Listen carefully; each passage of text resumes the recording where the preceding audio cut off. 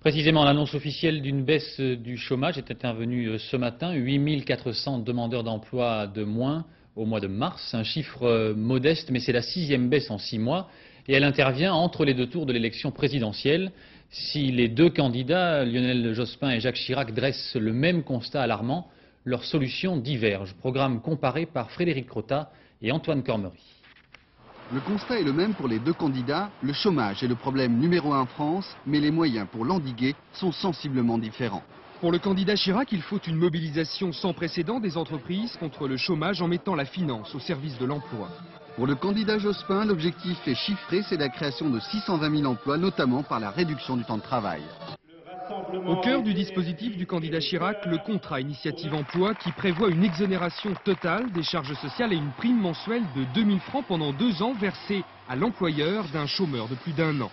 Sur la réduction du temps de travail, aucune contrainte n'est imposée dans le programme du candidat Chirac, mais on incite au dialogue au sein des entreprises. Incitation aussi au développement du temps partiel et aux allègements des contraintes administratives.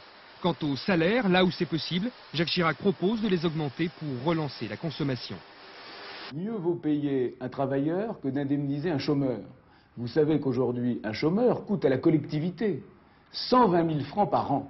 Il est bien évident que toute mesure qui coûte moins que 120 000 francs par an à la collectivité nationale est à la fois un bien, car sur le plan économique, ça améliorera les grands équilibres de notre économie, et bien évidemment sur le plan moral, on redonnera sa dignité à une femme ou à un homme.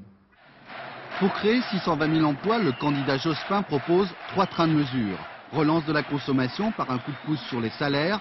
Dès le 1er juillet, le SMIC serait augmenté et une conférence nationale, sorte de nouveau Grenelle, organisée entre l'État, le patronat et les syndicats pour mettre au point une politique salariale. Allègement des charges et relance du bâtiment par une politique de grands chantiers. Mais surtout la mesure la plus spectaculaire, réduction du temps de travail, 37 heures en 4 jours.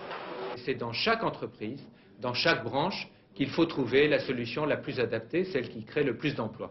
Un exemple, dans certaines entreprises, on fait travailler les hommes 4 jours et les machines 6 jours.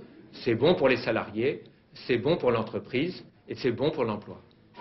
Un même objectif, mais 2 méthodes. Quel que soit le nom du futur président, sur son bureau de l'Élysée, le dossier du chômage sera tout en haut de la pile, classé très urgent.